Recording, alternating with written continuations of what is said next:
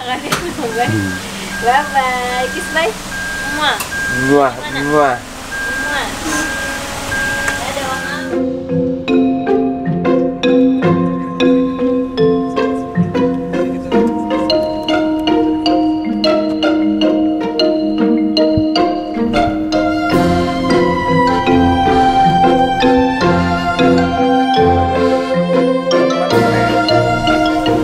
Fruit nih, kuing kok kejebak deh, Rais. Tes lah. Kalau nggak dites nggak tahu ya. Jadi jangan takut, mobil kayak gini tuh juga sebenarnya sama pabrik udah diperhitungkan. Tuh nanjak-nanjak ya kuat-kuat aja, nggak harus 4x4.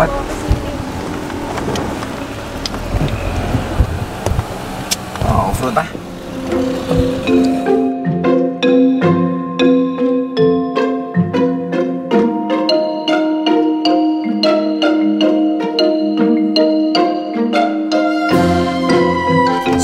Kemarin aku mau berbagi gimana caranya bangun proses sosialisasi, mendesain, studi potensi sampai tempat itu jadi, karena ini pas dari nol. Cuman ini kondisinya nggak sesuai skenario. Kemarin kan ada yang nanya, ada yang WhatsApp aku temen lama, gimana caranya ya. Pertama dimulai studi potensi seperti yang kemarin kalian lihat di episode sebelumnya ya. Oh iya, sing survei itu sebenarnya melihat apa saja yang bisa dikembangkan sampai mungkin 10 tahun ke depan kalau bisa, biar enak nanti naik masalah dana jangan dipikirin, nanti itu bikin idemu mampet, ide aja diliar-liar. Kemarin juga ada yang komen, Mas ada tantangan dari warga nggak yang menentang atau apa gitu. Pak, mungkin pindah berikut toh. Wong baru survei kemarin udah langsung didatengin bego. Ini kan kita yang pusing nih. Konsep belum mateng, desain belum jadi, udah diratain gini. Makanya tadi kesusahannya di situ. Untuk gimana caranya supaya mendekati idenya, konsep awal gitu. Nah, ini udah banyak yang berubah gara-gara ternyata seperti ini. Udah terlanjur dipotong.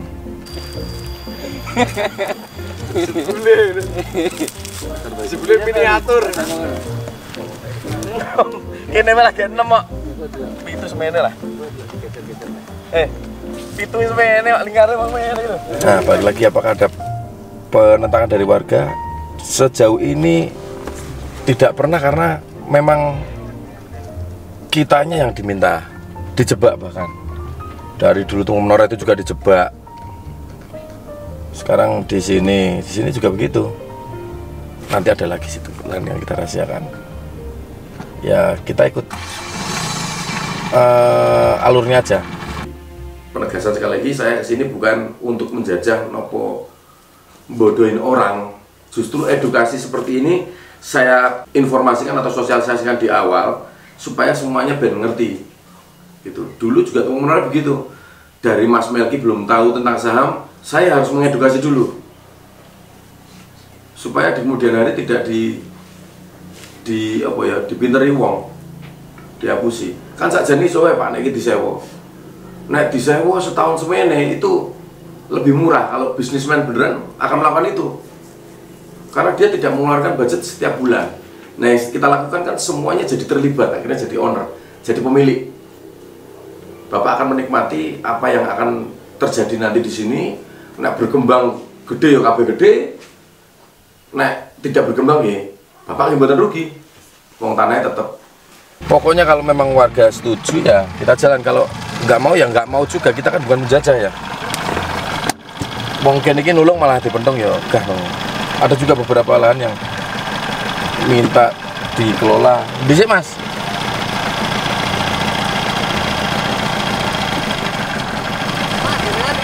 Oh gitu. Minta dikelola, cuman ada juga beberapa tetangga kanan kiri kayak nggak setuju ya, aku nggak mau lah, harus sepakat dulu sampai bener-bener semuanya setuju, karena itu nanti akan menjadi sebuah komitmen yang akan dijalankan bersama-sama, tidak hanya kita tapi juga masyarakatnya, lingkungannya. Iku gede tangga upami ini nggih sampam nggih. Nggih mulai niku enten lowongan kerja. Iku mboten tak ketemu ya sing kerja-kerja keras enten saking napa pun dipendhet saking tebih. Justru yang kerja harus orang lokal. Berarti yang punya tanah itu ya bisa kerja di situ, Pak? Saya nggak janji juga, gitu. Tapi kan tetangga bisa, tetap ada kurasinya, Pak. Sekarang kayak gini, kayak Amit gini, mungkin Bapak mohon, Bapak ajeng kerja apa? Ya nek kula lho, ya nek kula Bapak bisa tetap hobine tani ya tetap tani, terus entuk duit terus kok kene rasa kerja. Kurang banget. Maksudnya gitu, nek pemilik lahan ngapain kerja? Tiap bulan dapat duit juga. Yang kerja biar tetangga yang lain. Mending yang muda-muda anak-anak itu biar nggak kerja di kota, nggak jauh-jauh sama keluarga juga. Mbok dari nol ya kita kasih pelatihan nanti. Di Tumpeng pun juga begitu, itu yang kerja ya lingkungan situ semua. Nah tadinya itu aku mau bikin semacam tutorial. Buka lahan gini sampai nanti jadi, tapi ya ini prosesnya lama ini. Aku nggak mau cepet-cepet karena tanahnya juga beda sama tanah-tanah yang di situ. Nah kemarin juga ada yang komen juga tuh, Mas, itu yang di playground hati-hati loh, tanahnya longsor. Kalau di sana malah nggak rawan longsor karena jenis tanahnya lain. Lengket banget tanahnya. Kalau ini purul tanahnya. Nah ya cuman Akam sih yang tahu. Cuman orang-orang sini karena orang sini tuh kan rajin ngoperasi gini, orang nggak ada tanah datar tuh di sini. Semuanya bikin latar sendiri, makanya jadi mereka hafal dengan tanah mereka. Kalau bahaya ya nggak dibikin apa-apa gitu, kurang lebih gitu. Jadi sebelum ada tes sondir dan segala macam itu pendekatannya lebih, informasinya lebih cepat dan akurat dari Akamsi, dari orang sini asli gitu, tahu karakter tanahnya seperti apa.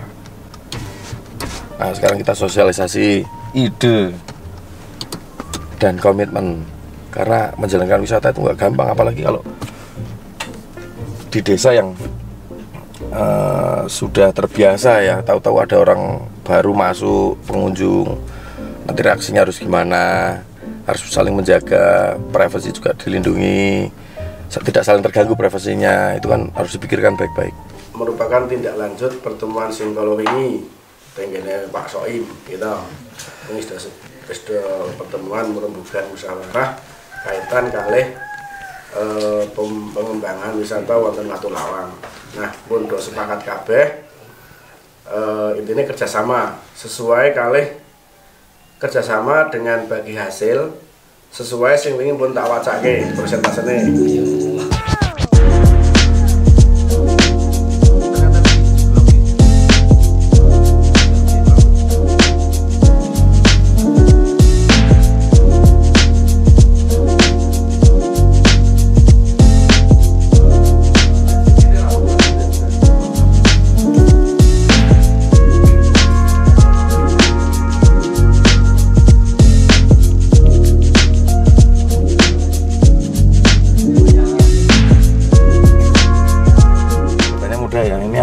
Gini karena jalannya gini.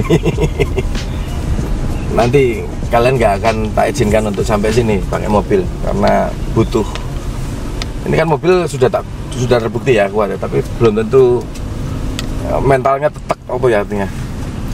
Karena kan pengalaman mengemudi orang beda-beda, makanya lebih amannya nanti kita bikin lobby di Ngelinggo. Nah jadi kolaborasinya Gelang Projo antar kabupaten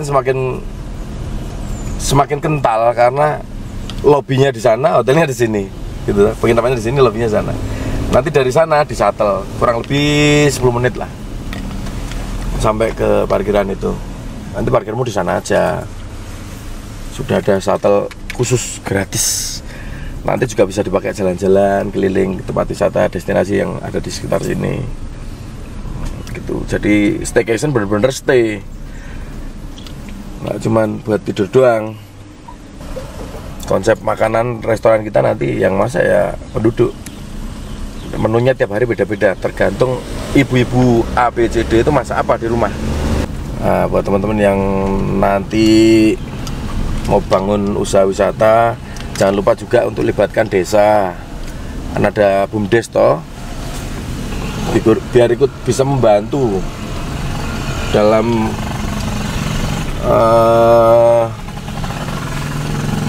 perizinan, pengelolaan. Ya, itu mengonoreh itu udah kelihatan. Mending nggak dibeli tanahnya ya? Atau gimana kerjasamanya? Kalau dibeli nanti habis tanahnya. Orang sini jadi tukang sapu semua. Kasihan. Sebenarnya itu sah-sah aja ya. Tapi kalau aku selain modalku nggak segede itu, aku mendingan kerjasama. Setelah Temung Menora itu aku dapat banyak tawaran tanah di mana-mana, nggak cuma Jogja malah.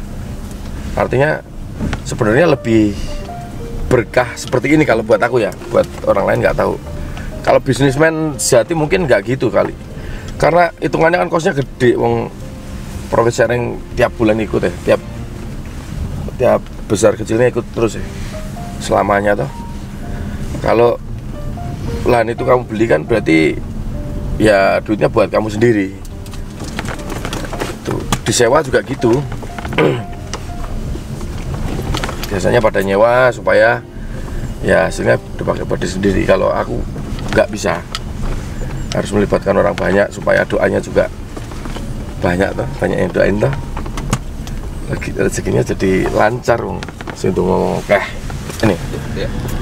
Ya, yang penting harus sepakat gitu, pembagiannya berapa, yang punya tanah oke, desa oke, pengelola atau investor oke ya wes jalan.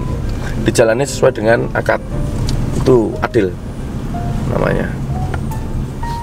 Kan secara lokasi kan itu agak jauh tuh Mas dari Kota. dari kota, dari Tumpeng juga lumayan. Ya nek aku Tumpeng ya enggak tuh. Ya terus Ya, dibanding Villan itu Tumpeng, dibanding glamping kan itu ya masih satu jalur loh.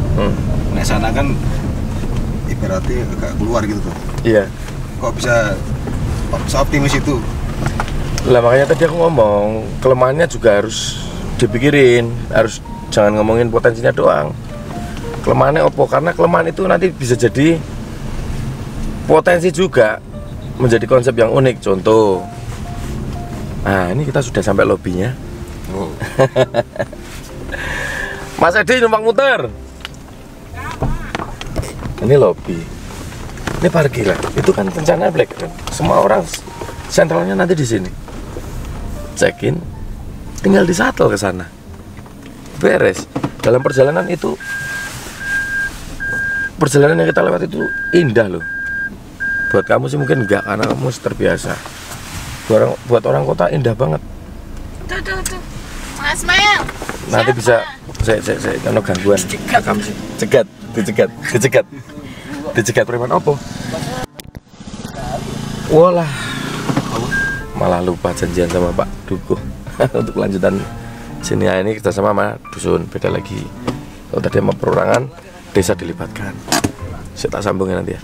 Justru kelemahan-kelemahan tadi itu bisa menjadi sebuah konsep karena keterbatasan. Contoh, dengan adanya shuttle ini, pengunjung itu tidak hanya nyampe rumah tapi tidur, tapi juga bisa belajar melalui kehidupan di sepanjang yang dia lewati. Makanya warganya juga dilatih, diberdayakan untuk ayo Bu, nggawe apa sesuatu, masake orang dapur ning ngarep dipamerke masake. Kaya kene gini kan kayak sangrai, teh sangrai kan cuma ada di sini. Jadi wisata edukasi. Orang dapat experience karena salah satu faktor alasan kenapa orang butuh liburan kan menemukan banyak experience dan apa itu namanya? Insight. Inspirasi. Jadi perjalanannya nanti bisa dibuat storytelling, jadi orang bisa dan bisa mampir ke beberapa destinasi wisata yang ada di sini. Buatan desa-desa sebelah, dusun-dusun sebelah. Kan di sini banyak sebenarnya. Ada Widosari yang sekarang sepi, nanti jadi hidup. Nah, Tritis. Itu semuanya nyalur ya Mas? Jalur. Kita turun dulu.